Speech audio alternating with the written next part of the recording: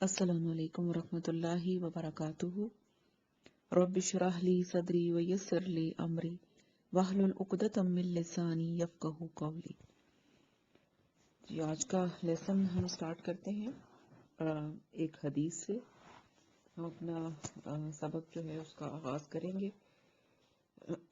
اللہم صلی وسلم وبارک علی محمد۔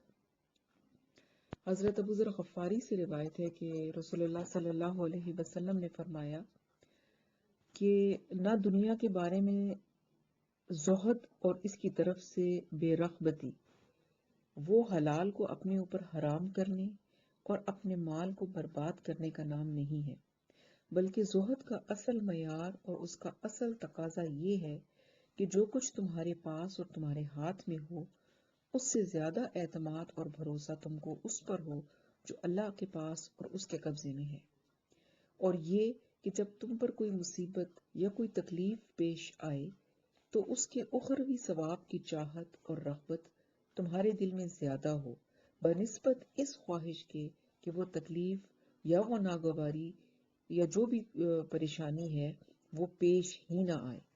یہ حدیث ہے جی ترمذی اور ابن ماجہ دونوں میں موجود ہے۔ تو اس حدیث سے ہمیں کیا پتہ چلا؟ اکثر ہم یہ لفظ سنتے ہیں آپ کہ فلاں بندہ بڑا زاہد ہے۔ زہد کے بارے میں بتایا گیا ہے کہ وہ کیا ہے، اور ہم دنیا میں یہی دیکھتے ہیں کہ اگر کوئی انسان جو ہے وہ بہت زیادہ دین پہ چلنے والا ہے، نیک ہے، تو ہمارا معیار یہی ہوتا ہے کہ اس انسان کو نہ اچھا پہننا چاہیے، نہ اچھا رہنا چاہیے، نہ اچھا کھانا چاہیے، بس وہ ہر وقت جو ہے وہ اللہ اللہ کرتا ہو اور دنیا کی کوئی نعمتیں جو ہیں وہ اس کے لیے امپورٹنٹ نہ ہو۔ تو اس حدیث سے ہمیں یہ پتہ چل رہا ہے کہ ایسا نہیں ہے، یہ اس طرح نہیں ہے، یہ زہد نہیں ہے کہ آپ اچھا کھانا نہ کھائیں، ٹھنڈا پانی نہ پئیں، اچھے کپڑے نہ پہنیں یا نرم بستر پر نہ سوئیں۔ یہ زہد نہیں ہے، بلکہ زہد کی کیا نشانیاں بتائی گئیں؟ دو باتیں یہاں بتائی گئیں اس حدیث میں۔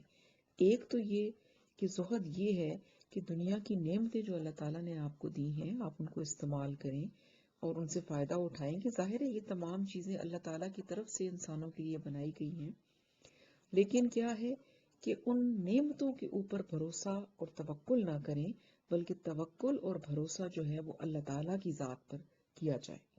اور دوسری بات جو اس میں بتائی گئی جو کہ بہت ہی اہم ہے وہ یہ ہے کہ جب بھی کوئی تکلیف یا پریشانی انسان کے اوپر آتی ہے تو کوئی بھی انسان نہیں چاہتا کہ وہ کسی فتنے یا کسی پریشانی یا کسی دکھ میں جائے، ہر کوئی چاہتا ہے کہ وہ ان تمام چیزوں سے محفوظ رہے، لیکن یہ آنی تو ہیں، امتحان کی جگہ ہے دنیا، اور یہی ذرائع ہیں امتحان کے کہ کسی نہ کسی طریقے سے کوئی نہ کوئی پریشانی، کوئی تکلیف، کوئی ناخوشگوار واقعہ جو ہے وہ پیش آ ہی جاتا ہے۔ تو ایسے حالات میں جو زہد کی نشانی یہ ہے کہ انسان جو ہے وہ یہ سمجھے کہ یہ جو بھی مشکل یا پریشانی مجھ پر آئی ہے یہ میرے گناہوں کو دھونے کا باعث ہے، اور مجھے اس پریشانی پر جو میں صبر کروں گا اس پر مجھے آخرت میں بہت اجر ملے گا، اور اس کا دل یہ نہیں چاہ رہا ہوتا کہ یہ تکلیف یا یہ ناگوار حالات جو ہیں یہ مجھ سے دور ہو جائیں۔ دور ہونے کا دل تو چاہ رہا ہوتا ہے، لیکن جو پہلی چیز ہے اخروی ثواب وہ زیادہ ہوتا ہے بنسبت اس کے کہ وہ تکلیف دور ہو جائے۔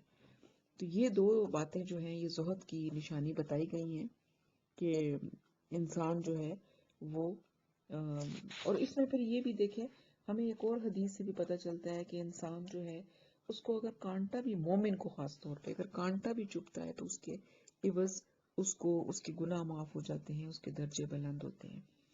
تو اس سے بھی ہمیں یہ پتہ چلتا ہے کہ جو بھی کوئی تکلیف آتی ہے اگر انسان اس چیز کے اوپر سوچے تو اس کے لیے اس تکلیف میں سے پھر گزرنا آسان ہو جاتا ہے۔ لیکن یہاں پر ایک اور اہم پوائنٹ ہے، وہ یہ ہے کہ اس سے مراد یہ ہرگز بھی نہیں ہے کہ انسان یہ دعا کرے کہ مجھے کوئی تکلیف اور پریشانی آئے اور پھر میں اس پر صبر کروں اور پھر مجھے اس صبر کے عوض جو ہے وہ اخروی ثواب ملے۔ ایسا کبھی بھی نہیں کرنا چاہیے۔ اللہ تعالیٰ سے ہمیشہ عافیت مانگنی چاہیے اور عافیت ہی کی دعا کرنی چاہیے. لیکن اگر کوئی پریشانی اور مصیبت آ جائے تو پھر اس صورت میں یہ ہے کہ انسان جو زاہد ہوتا ہے وہ اس کا جو نظر ہوتی ہے وہ آخرت کے ثواب پر ہوتی ہے، اور یہ چیز اس کے دل میں نہیں ہوتی کہ یہ چیز جو ہے یہ مجھے پہنچی کیوں ہے.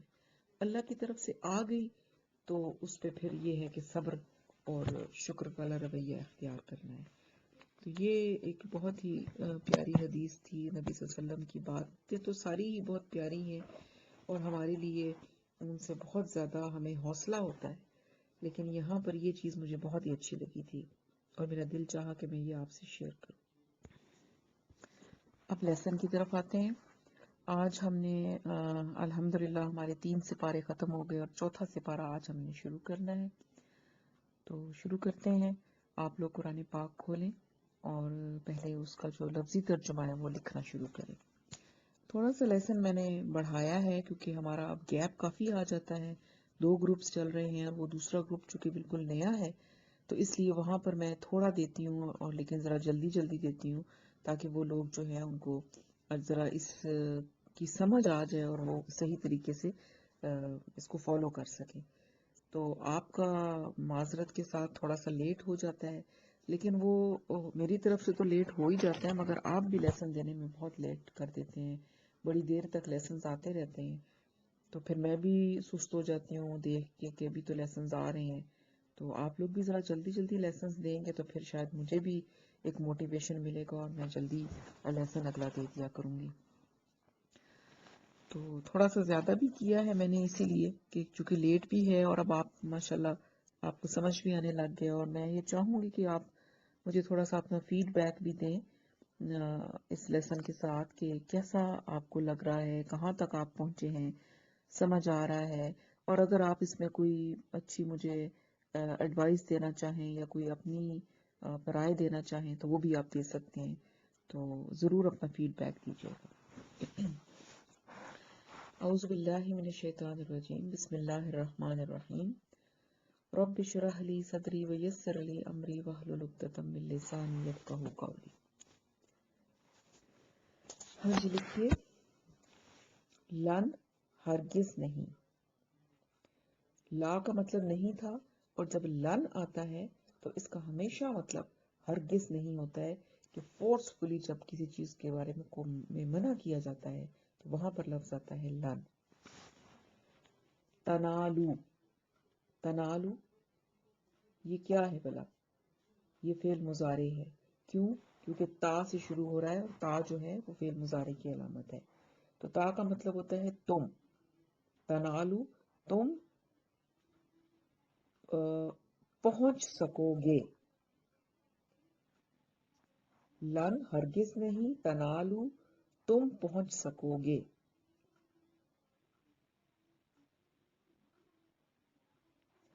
البرا نیکی کو. بر کہتے ہیں نیکی. نیکی کو. حتی یہاں تک کہ یا جب تک، دونوں میں سے جو بھی لکھنا. تنفقو پھر یہ فعل مضارع ہے. تنفقو تم، تا کا مطلب تم ہے، تم خرچ کرو. حتی یہاں تک کہ تنفقو تم خرچ کرو. مما من یہ 2 لفظ ہیں من اور ما. من کا مطلب سے، ما کا مطلب جو. تو مما اس سے جو. تو ہبونا تم، تا تم، ہبونا حب سے نکلا ہے محبت رکھتے ہو. اس سے جو تحبونا تم محبت رکھتے ہو یا تمہیں محبوب ہے. وا اور ما جو.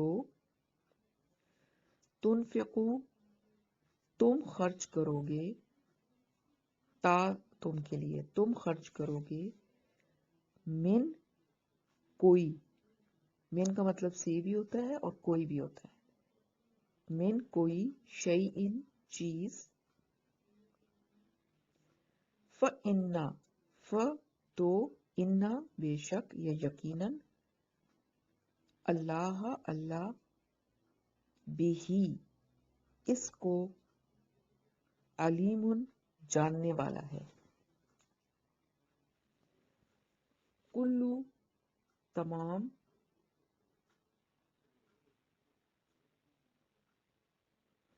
कुल्लू तमाम, इतआमी खाने, तमाम खाने, काना है या थे, सॉरी काना यहाँ पर थे कि काना का मतलब है भी हो सकता है और थे भी हो सकता है। मैंने आपको पहले भी बताया था कि ये इज की शक्ल में भी आता है और वॉज के तर्जमे में भी आता है। तो यहाँ पर आएगा काना थे। हिल्लन हलाल, ली बनी इसराइला, लामजिरली के लिए, और बनी इसराइल बनी इसराइल, ली बनी इसराइला बनी इसराइल के लिए। या इसको हम औलादे याकूब भी कहते हैं। इल्ला मगर, माँ जो, हर्रमा हराम कर लिया, इसराइलू इसराइल ने, या यहाँ पर आप लिखेंगे याकूब अलैहिस्सलाम ने, क्योंकि बनी इसराइल औलादे याकूब है, बनी औलाद को कहते हैं। इसराइल से मुराद है हजरत याकूब अलैहिस्सलाम, जो हराम कर लिया याकूब अलैहिस्सलाम ने, अला पर, नफ्स ही नफ्स, जान, ही अपनी अपनी जान, अला नफ्स ही अपनी जान पर, मिन से, कबली पहले, अन के, तुनज़्ज़ला नाजिल की जाए। ये नाजिल की जाए क्यों हो गई? क्योंकि ता के ऊपर पेश है। नाजिल की जाए अत-तौरातु, तौरात। अच्छा, यहाँ पर एक चीज और मैं दोबारा से इसको एक्सप्लेन कर लूं। मुझे एक दो लोगों ने ये क्वेश्चन किया, प्राइवेटली भी पूछा था। तो यहाँ पर मैंने आपको बताया था कि एक अलिफ होती है, कि अलिफ कौन सी होती है जिसके ऊपर कोई हरकत नहीं होती, उसको हम अलिफ कहते हैं। जब उस पर कोई हरकत आ जाती है तो वो हमजा बन जाता है। तो ये अलिफ जिस पे कोई हरकत नहीं होती, इसको हम कहते हैं हमजतुल वस्ल। ठीक है। और इसको बाज़ औक़ात, जैसे अब हम पढ़ रहे होते हैं तो हमें हरकत देनी पड़ती है। तो जब हम इसको हरकत देते हैं तो मैंने आपको बताया था कि हम थर्ड लेटर को देखते हैं, और थर्ड लेटर के ऊपर अगर तो पेश हो तो अलिफ को पेश दे देते हैं। अगर थर्ड लेटर पर पेश नहीं है, जेर या जबर है, तो अलिफ को हम जेर दे देते हैं, जबर नहीं देते। तो अलिफ पे या तो पेश आती है या जेर आती है, लेकिन ये है फेल के लिए। ठीक है। अब मैंने आपको ये भी बताया हुआ है कि इसम की एक निशानी होती है कि उससे पहले अल होता है। अल इसम मारिफा की निशानी है। तो जब इसम की का अल का जो अलिफ है वो भी हमजतुल वस्ल है, उसको जब हम हरकत देते हैं तो वो हरकत हमेशा जबर से आती है, उस पर जेर या पेश नहीं आती। और आप उसकी निशानी क्या है कि वो अल होता है, उसके साथ लाम भी लगा हुआ होता है। तो ये जो अलिफ है, अभी जो मैंने पढ़ा अत-तौरातु, तो यहाँ पर अलिफ में हम तीसरा लेटर नहीं देखेंगे कि वहां को क्या है, बल्कि सीधी सीधी हम इस पे जबर डालेंगे, क्योंकि ये अल की अलिफ है जो कि इसम मारिफा की निशानी है, इस पे हमेशा जबर आती है। ठीक है। तो यहाँ पर हम कहेंगे अत-तौरातु, तौरात।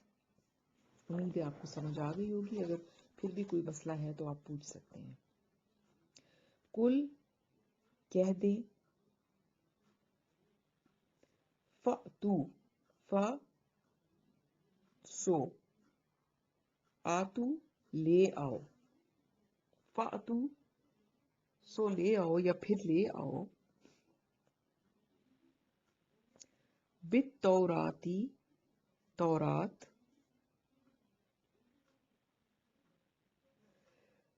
फ़तलूहा اس کے 3 پارٹ کریں گے. ف پھر اتلو الف پہ پیش ڈال، یہ حمزۃ الوصل بن گئی نا الف. اتلو پڑھو، تلاوت سے نکلا ہے. ہا اس کو، یعنی کس کو؟ تورات کو. فتلوہا پھر پڑھو اس کو.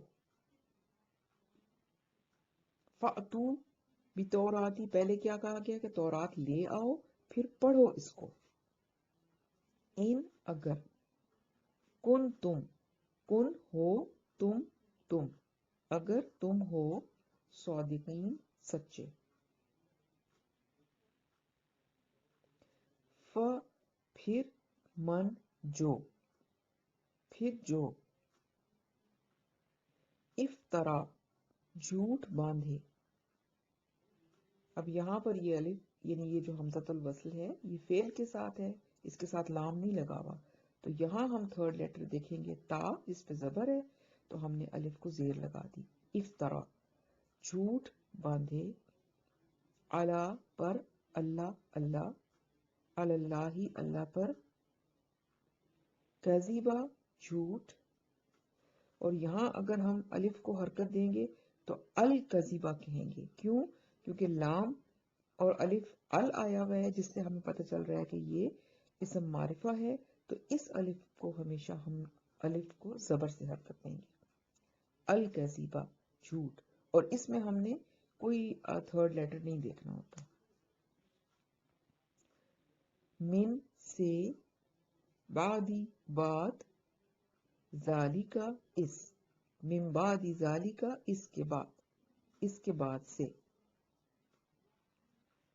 فَأُولَئِکَ ف تو، اولئک وہی لوگ ہیں، ہم وہی، الظالمون ظالم. قل آپ کہہ دیں، صدق اللہ، صدق سچ فرمایا، اللہ اللہ نے.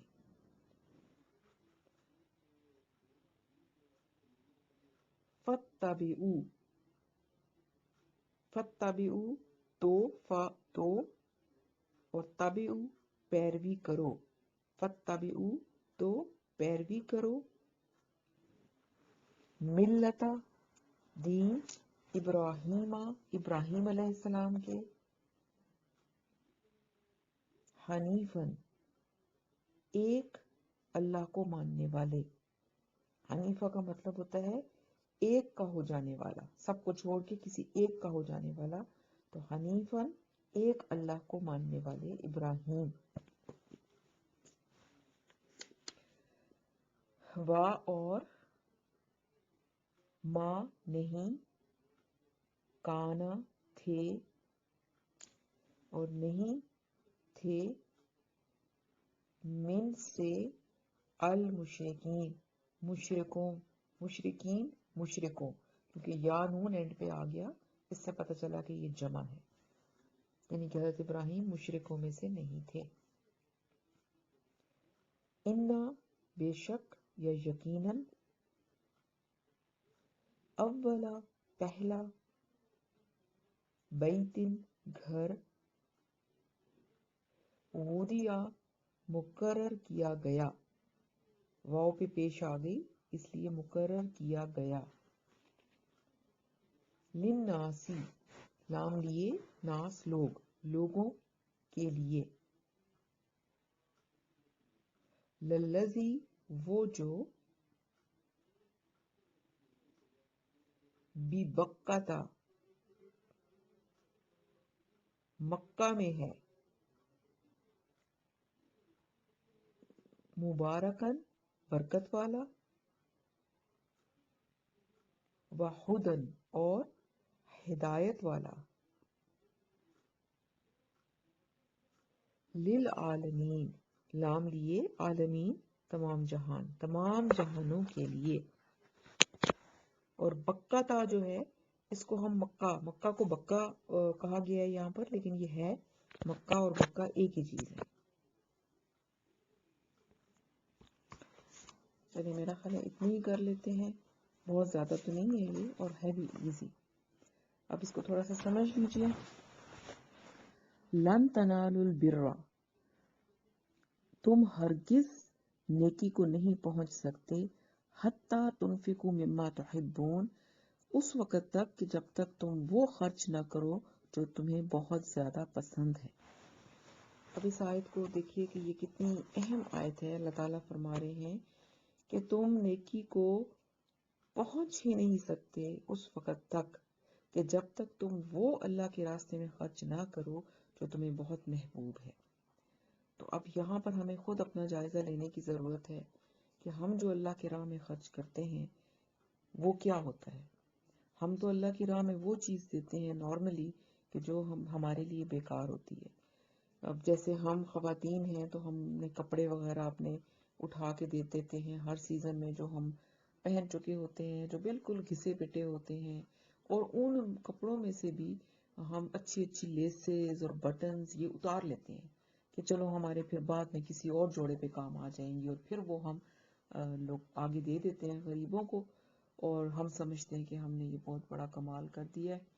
تو لیکن اللہ تعالیٰ کیا فرما رہے ہیں کہ تم اس وقت تک نیکی کو پہنچ ہی نہیں سکتے جب تک کہ تم وہ اللہ کے راستے میں نہ دو جو تمہیں بہت محبوب ہے، جس سے تم محبت کرتے ہو. تو یہاں پر ہمیں خود اپنا جائزہ لینے کی ضرورت ہے، اور کم از کم اس آیت پر عمل کرنے کے لیے ایک یہ ضرور ہم کریں کہ اپنی کوئی ایسی چیز ایک دفعہ اللہ کی راہ میں ضرور دیں جو ہمیں محبوب ہو. یعنی کوئی اپنا پسندیدہ جوڑا اٹھا کے دے دیں، یا کوئی پسندیدہ جوتا دے دیں، یا جو بھی آپ کو چیز پسند ہے وہ اللہ کے راستے میں دے دیں. تو اس چیز کو سوچ کر کے میں اس آیت کے اوپر کم از کم میں نے پڑھی ہے تو میں ضرور عمل ایک دفعہ کروں فوری طور پر. تو ضرور ایسا کیجئے گا کہ جو آپ کو چیز پسند ہے وہ اللہ کے راستے میں دیں. تو اللہ تعالیٰ پتنی کتنے خوش ہوں گے اس چیز سے. اور پھر یہ کہ انشاءاللہ تعالیٰ ہم کسی حد تک نیکی کو پا لیں گے. تو یہاں پہ فرمایا جا رہا ہے کہ تم نیکی کو نہیں پہنچ سکتے، اور پھر ساتھ ہرگز نہیں پہنچ سکتے، یعنی بہت فورسفلی کہا گیا کہ ہو ہی نہیں سکتا کہ تم نیکی کو پہنچ سکو جب تک کہ تم اپنی وہ چیز اللہ کے راستے میں نہ دو جو تمہیں پسند ہے. بیکار چیزیں دینا یہ نہیں کہا، ٹھیک ہے وہ بھی کسی کو ہم دے دیتے ہیں تو اس کی ضرورت پوری ہو جاتی ہے اور اس پر انشاءاللہ تعالیٰ اللہ اجر بھی دیں گے.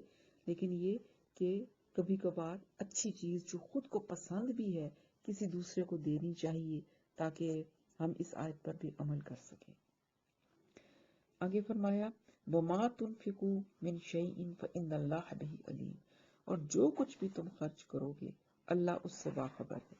یعنی جو بھی ہم اللہ کے راستے میں دیں، یہاں پر یہ چیز کیوں کہی گئی؟ اس لیے کہ ہم جو بھی اللہ کے راستے میں دیتے ہیں وہ ہمیں پتہ ہوتی ہے کہ وہ ہمیں کتنی محبوب ہے یا وہ ہمارے لیے کتنی بیکار ہے. تو جو ہم اللہ کے لیے کرتے ہیں وہ اللہ کو معلوم ہوتی ہے، چاہے ہمیں لوگوں کو بتانے کی ضرورت نہیں ہے، کسی کو معلوم ہے نہیں ہے، کیونکہ ہم نے تو اجر اللہ سے لینا ہے، کسی انسان سے تو لینا نہیں ہے. اس لیے فرمایا کہ تم جو بھی اللہ کے راستے میں دو گے وہ اللہ کو اس کا علم ہے کہ تم. اب دیکھیں نا، کوئی انسان ہے اس کے پاس بے تحاشا دولت ہے، اور اس ڈھیر ساری دولت میں سے اور وہ کافی اماؤنٹ جو ہے فرض کر لے وہ ₹1,00,000 اللہ کے راستے میں دے دیتا ہے. اور ایک انسان ہے کہ جس کے پاس کچھ بھی نہیں ہے، بیچارے کے پاس خود بہت تھوڑا سا ہے، اور اس تھوڑے سے میں سے بھی وہ ₹100 اللہ کے راستے میں دے دیتا ہے. تو دیکھنے والا تو یہ لاکھ والے کو دیکھے گا نا کہ دیکھو اس نے کتنا دیا، لیکن اللہ یہ دیکھ سکتے ہیں، اللہ کو معلوم ہے کہ کون کس حال میں تھا اور اس نے اللہ کے راستے میں دیا. تو یہاں فرمایا کہ اللہ کو معلوم ہے جو کچھ تم اس کے راستے میں دو گے. پھر آگے ٹاپک فرق ہو گیا، چینج ہو گیا. فرمایا کل الطعام کان حلا لبنی اسرائیل، فرمایا کھانے کی ساری چیزیں جو شریعت محمدی میں حلال ہیں بنی اسرائیل کے لیے بھی وہ حلال تھی. الا ما حرم اسرائیل علی نفسہ من قبل ان تنزل التوراۃ، سوائے ان چیزوں کے کہ جنہیں حضرت یعقوب علیہ السلام نے حرام ٹھہرا لیا تھا اپنے نفس پر اس سے پہلے کہ تورات نازل ہو. تو یہاں پر بات جو کی جا رہی ہے وہ اصل میں اس کانٹیکسٹ میں ہے کہ جو یہودی تھے وہ شریعت محمدی صلی اللہ علیہ وسلم پر یہ اعتراض کرتے تھے کہ ان میں بعض ایسی چیزیں حلال کر دی گئی ہیں جو کہ شریعت موسوی میں حرام تھی، یعنی حضرت موسیٰ کی شریعت میں وہ حرام تھی اور آپ صلی اللہ علیہ وسلم نے ان کو حلال کر دیا ہے۔ مثال بہت ساری چیزیں تھی، مثال کے طور پر ان کے ہاں اونٹ کا گوشت حرام تھا، لیکن شریعت محمدی میں تو یہ حرام نہیں تھا، حلال تھا۔ تو وہ کیا کہتے تھے کہ اگر یہ جو نبی صلی اللہ علیہ وسلم دین لائے ہیں، اگر یہ بھی آسمانی شریعت ہے، آسمانی دین ہے، تو پھر اس میں یہ تغیر تو نہیں ہونا چاہیے تھا۔ تو یہاں اس حقیقت کی طرف اشارہ کیا جا رہا ہے اور بتایا جا رہا ہے کہ تورات کے نزول سے پہلے، ابھی تورات نازل نہیں ہوئی تھی، حضرت موسیٰ نہیں آئے تھے، تو اس سے پہلے حضرت یعقوب علیہ السلام جو تھے، انہوں نے کسی وجہ سے، چاہے ان کو پسند نہیں تھا یا کوئی بھی وجہ ہوگی، کسی بیماری کی وجہ سے یا جس بھی وجہ سے، انہوں نے اپنے اوپر اونٹ کا گوشت جو تھا وہ حرام کر لیا، وہ نہیں کھاتے تھے۔ تو پھر آہستہ آہستہ جو ان کے فالوورز تھے، انہوں نے بھی آہستہ آہستہ چلتے چلتے انہوں نے اس کو شریعت کا حصہ بنا لیا کہ جی اونٹ کا گوشت جو ہے وہ حرام ہے، حالانکہ وہ حرام اللہ کی طرف سے تو نہیں کیا گیا تھا۔ تو پھر وہ اس طریقے سے حرام ہو گیا۔ پھر حضرت موسیٰ علیہ السلام تشریف لائے۔ اب تورات میں تو کہیں نہیں لکھا ہوا تھا کہ اونٹ کا گوشت حرام ہے، لیکن یہ کہ وہ پہلے سے چلا آ رہا تھا، اس لیے وہ جو تھا وہ حرام، اس کو حرام ایک طرح سے بنا دیا گیا۔ تو یوں جو نبی صلی اللہ علیہ وسلم جب آئے تو اس میں تو وہ حرام نہیں تھا۔ تو یہاں یہ بتایا جا رہا ہے، اللہ تعالیٰ فرما رہے ہیں کہ ان چیزوں کی حرمت جو کہ انہوں نے حرام کر لی تھی، تورات میں تو نازل نہیں ہوئی تھی۔ کھانے پینے کی وہ تمام چیزیں جو اسلام نے حلال کی ہیں، وہ بنی اسرائیل کے لیے بھی حلال تھی اور آپ صلی اللہ علیہ وسلم کی شریعت میں بھی حلال ہے، سوائے ان چیزوں کے کہ جنہیں حضرت یعقوب علیہ السلام نے اپنی کسی ذاتی ناپسند کے باعث اپنے اوپر حرام ٹھہرا لیا تھا، اور یہ بات تورات کے نازل ہونے سے بہت پہلے کی تھی۔ اس لیے حضرت یعقوب علیہ السلام نے اور نزول تورات میں 400 یا 500 سال کا وقفہ ہے۔ تو فرمایا گیا کہ یہ تو تورات کے نازل ہونے سے پہلے ہی حرام چلا آ رہا ہے، کسی وجہ سے اللہ کی طرف سے حرام نہیں تھا۔ تو یہ ایک بن گئی بات، تورات میں ایسا کچھ نہیں تھا۔ تو یہ اصل میں تو یہودیوں کو بتایا جا رہا ہے کہ تم لوگوں نے یہ جو اعتراض اٹھایا ہے یہ غلط ہے۔ قُلْ فَأْتُوا بِالتَّوْرَاةِ فَاتْلُوهَا إِن كُنتُمْ صَادِقِينَ۔ تو اب فرمایا کہ اے نبی صلی اللہ علیہ وسلم ان سے کہیے، اللہ تعالیٰ فرما رہے ہیں ان سے کہیے لاؤ تورات اور اس کو پڑھو اگر تم اپنے اعتراض میں سچے ہو۔ یعنی تورات کے اندر اگر کہیں پر لکھا ہوا ہے کہ اونٹ کا گوشت جو ہے وہ حرام ہے تو پڑھ کے پھر دکھاؤ کہاں لکھا ہوا ہے، تورات میں تو کہیں پر یہ نہیں لکھا ہوا۔ فَمَنِ افْتَرَىٰ عَلَى اللَّهِ كَذِبًا مِن بَعْدِ ذَلِكَ، پس جو لوگ اس کے بعد بھی اللہ کی طرف جھوٹ منسوب کر رہے ہیں، فَأُولَٰئِكَ هُمُ الظَّالِمُونَ، تو یہی لوگ ظالم ہیں۔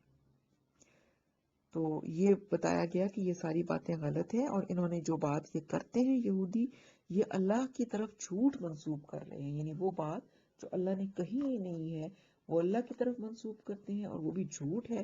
اور جو اتنی بڑی بات کرے گا کہ اللہ کی طرف جھوٹ منسوب کرے گا تو ڈیفینیٹلی وہ ظالموں میں سے ہے۔ قُلْ صَدَقَ اللَّهُ، آپ کو فرمایا گیا کہ آپ کہہ دیں اللہ نے جو کچھ فرمایا ہے وہ بالکل سچ ہے۔ فَاتَّبِعُوا مِلَّةَ إِبْرَاهِيمَ حَنِیفًا، بس پیروی کرو ملت ابراہیم کی یکسو ہو کر۔ حنیفہ سے مراد کیا ہے؟ تمام چیزوں کو چھوڑ کر، تمام جو بھی ہیں ان کو چھوڑ کر اللہ کی طرف، اللہ کو ایک مانو، اللہ کی مانو، ہر طرف سے ہٹ کر بس اپنا رخ اللہ کی طرف کر لو۔ حضرت ابراہیم علیہ السلام کو حنیفہ اس لیے کہا جاتا ہے نا کہ انہوں نے تمام چیزوں کو چھوڑ کر اپنے آپ کو، اپنا رخ اللہ کی طرف کر لیا۔ تو فرمایا کہ اس دین کی پیروی کرو جو ابراہیم علیہ السلام لے کر آئے تھے، اور وہ دین حضرت ابراہیم علیہ السلام کون تھے؟